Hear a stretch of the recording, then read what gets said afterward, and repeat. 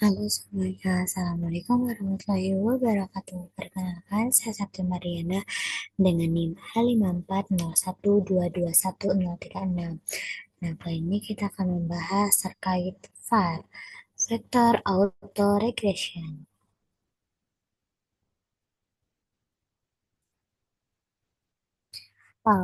VAR atau Vector Auto Regression adalah model statistik yang digunakan untuk melihat hubungan dinamis antara beberapa variabel waktu time series. Model VAR menjadi salah satu model non-struktural sehingga menjadi model yang tidak teoritis. Kemudian pada model VAR ini semua variabel dianggap sebagai endogen yang kemudian menjadi masalah endogenitas. Nah, nilai masa lalu variabel dalam model VAR ini digunakan untuk memprediksi nilai masa depan atau untuk forecasting gitu. Dan semua variabel ini saling interdependensi juga membutuhkan lag variabel untuk menangkap perubahan variabel.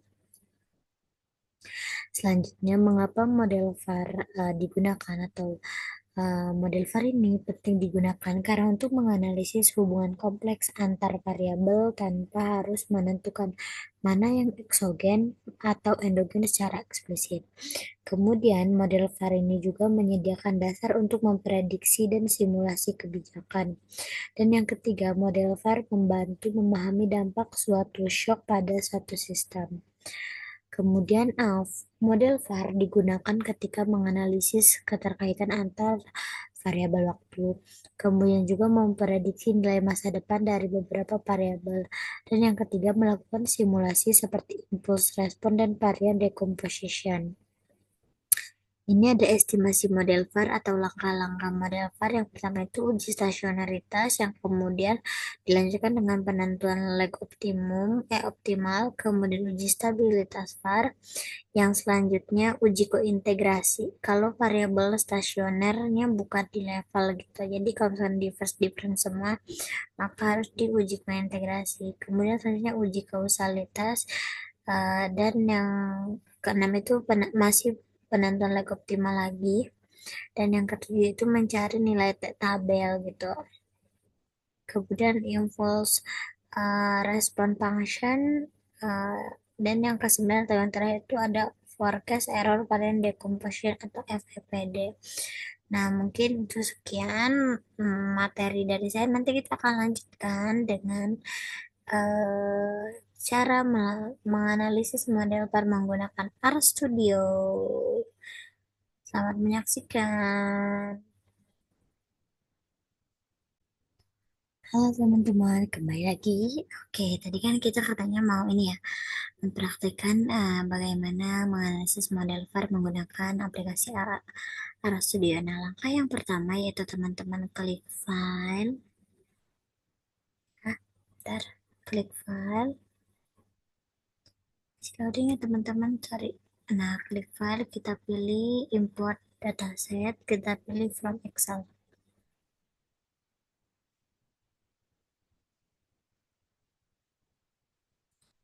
Nah, ini masih loading ya teman-teman. Nah, selanjutnya kita klik browse.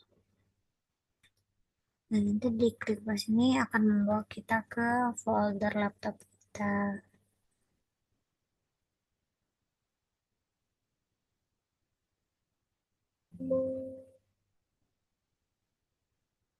Jadi, kita tunggu saja ya teman-teman.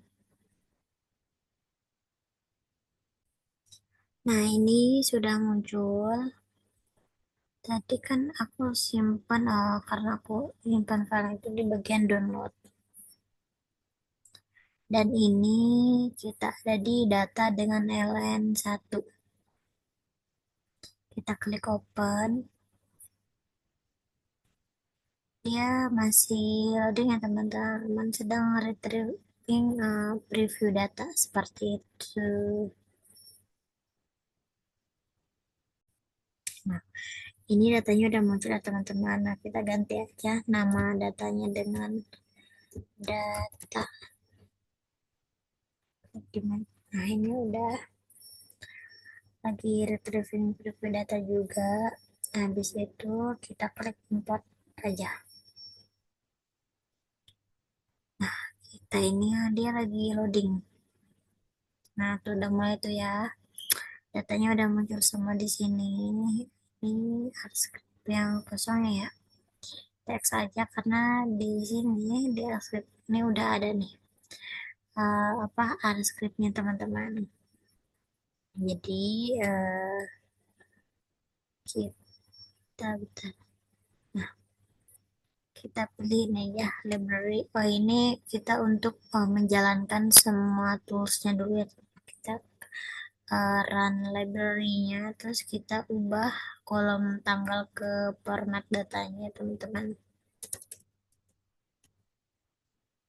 Nah, kita run aja. Kita lihat sebenarnya nggak ada yang berubah sih. Nah, udah datanya dari tahun 2014 sampai 2018 teman-teman. Nah, ini selanjutnya kita untuk melihat si datanya gitu. Frekuensi datanya 12 karena datanya tahunan. Nah, di sini kita bakal melihat datanya versi ini. Apa namanya? Versi ini itu versi seperti ini ya teman-teman. Datanya ada banyaknya dari mulai dari 2014 sampai uh, ya Desember 2018.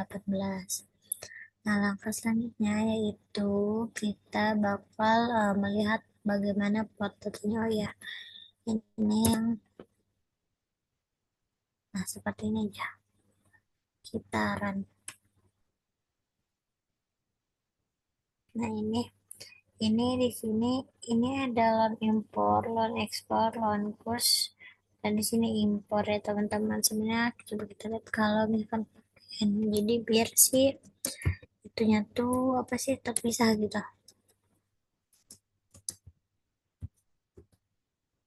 Ini kita run. Nah, ini bakal jadi seperti ini. Ini apa sih namanya? Udah diekstraksi seperti itu. Nah, selanjutnya kita bakal ngetes ini stationer atau enggak sih kursnya. Nah, di sini kelihatan ya bahwa untuk kursnya itu udah stasioner di level gitu teman-teman. Jadi nggak perlu first difference sebenarnya ya. Jadi kita lihat kemudian Lana Explore kita klik. Rupanya dia belum stasioner. Cuma udah di bawah 0,05 sih sebenarnya udah stasioner semua ya teman-teman. Karena kan dia udah di loan kan gitu. Jadi datanya ya bisa dibilang sudah stabil lah ya gitu kan. Nah, ini yang lawan import juga sama udah apa isinya udah stasioner di level gitu. Jadi ini emang udah cocok kita pakai model var. Kita langsung aja ini diketik var seller terus kita ini di run ya karena aku udah ngetik semuanya dari awal jadi aku tinggal ngejalanin aja gitu. Dan kalau misalkan berdasarkan si var ini tuh AIC-nya itu ada di angka 10 teman-teman. Jadi ya memang yang paling banyak muncul itu ada di angka 10 berarti si var ini gitu. Ini kita ketik aja var, ketik ulang gitu kan untuk buat ngeliat model si model var-nya. Terus kita buat ngeliat terus var-nya kayak gimana gitu kan. Nah, di sini kalau misalkan terus var-nya ini semuanya istilahnya di bawah bentar di bawah satu semua berarti ini udah memenuhi kestabilan gitu. Jadi isinya ya stabil, tidak ada guncangan seperti itu. Nah, maka dari itu kita ini sebenarnya kita ngulang dari awal lagi ya, itu untuk menyamakan beberapa pakai cara gitu. Ya, nah kali ini kalau datanya relasional melakukan differencing gitu. Ya sebenarnya nggak usah di differencing ya, karena kan mereka udah stasioner di level semua gitu.